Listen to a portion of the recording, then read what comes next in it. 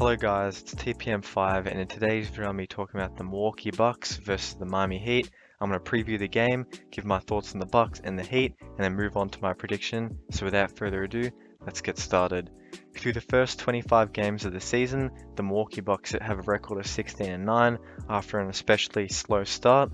They've been 9-10 in their last 10 games, which kind of matches with most of their roster coming back from some injuries and health protocol. They're coming off of a win against the Cleveland Cavaliers, 112-104. The Cavs gave them all they could, however it wasn't enough to stop Giannis, who had 27 points on his 27th birthday. Bobby Portis was big as well, pulling down 16 rebounds, and then Chris Middleton was creating for his teammates as he put up 8 assists in the 8-point win. Now, the Milwaukee Bucks in that game against the Cavs had characterized by their defense being particularly good, forcing the Cavs into unwanted jump shots and then also drive with some of the smaller guys. Darius Garland, who's been in great form, was kept to 10 points and 8 assists, I believe. Obviously, not a good night for him, and their defense played a big part in that. Now, just a quick break, guys. I make NBA content 2 to 3 times a week. I'd heavily appreciate it if you subscribe to the channel, drop a like, and also comment.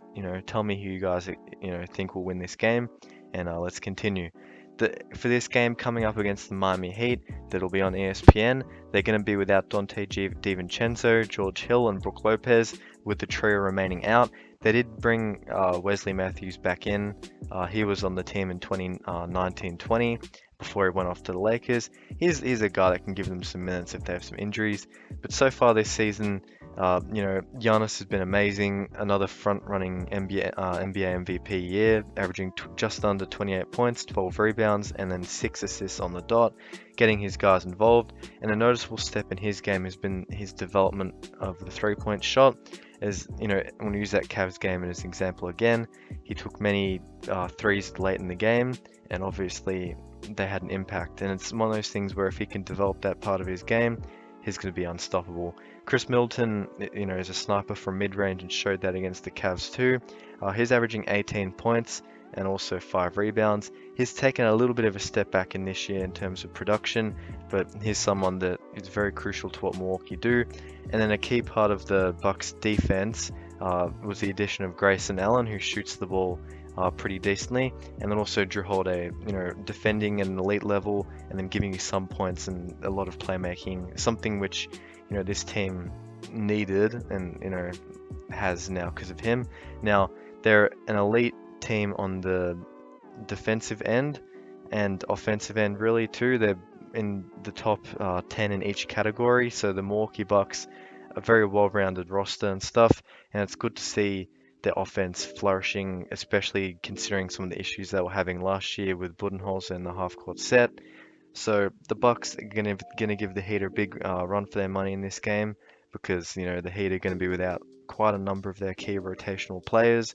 But as you can see, I think the key players for the Bucks, I want to see how Giannis goes because the Miami Heat are very undersized because Bam Adebayo is out and Jimmy Butler is going to be questionable for this game.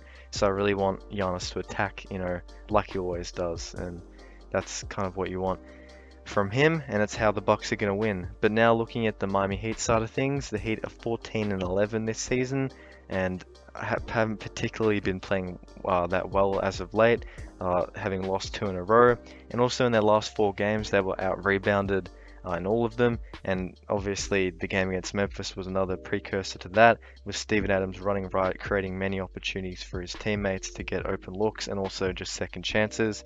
They lost the rebound battle 47-36 and lost the offensive rebound battle 16-7. Clearly not, holding their own on that side of the floor. Obviously without Bam Adebayo, Morris, and Butler for the probably most of the second half, that's going to be a common thing. Now just touching on Jimmy Butler, he re-aggravated his tailbone injury, so he's going to be questionable for this game. If he plays, they could have a chance. If he doesn't, I don't really see a world that the Heat win in. And obviously, Bam Adebayo has been out as of late. He's undergone thumb surgery, and he'll be out for the next 6 or so weeks. Another big blow for the Heat. Now, so far on the year, we're looking at the other guys because, I don't think Jimmy or Bam will play. Tyler Hero's been great off of the bench, averaging 21.2 points per game off of 18 shots a night. And also, Kyle Lowry has eased into his role on the Heat, averaging 13 points and 8 rebounds. A key veteran type of guy that helps them into that win now culture, and also bringing, Tyler Hero and Duncan Robinson up as young guards and teaching them along. Duncan Robinson's been a handy player for them, averaging 11 points, obviously, stretching the floor and giving the team a lot of, output in that way. Obviously, coming off of his off-season where he signed a 5-year, $90 million extension, probably want a little bit more out of him, but it is what it is. The Miami Heat on offense are a mediocre team, currently 11th in the league, so not terrible, but not exactly the best in the league. However, on defense, which has been an area they've, made their own in the last few years with Jimmy Butler coming, they're 12th. So obviously, they're kind of underachieving in two key areas of the game that they've been particularly good at in the past, especially on defense. Look, I don't expect them to be too good on offense in this game because they're missing so many key players, but in the long scheme, I expect them to kind of rebound. Now to the prediction. If you guys couldn't already tell, I'm expecting the Milwaukee Bucks to win this game by probably 10 plus points. I just don't think the Heat have enough star power. I think Budenholzer's system uh, isn't particularly great, but in terms of just the star power they're missing, it'll be too easy for the Bucks. Now that does bring me to the end of the video.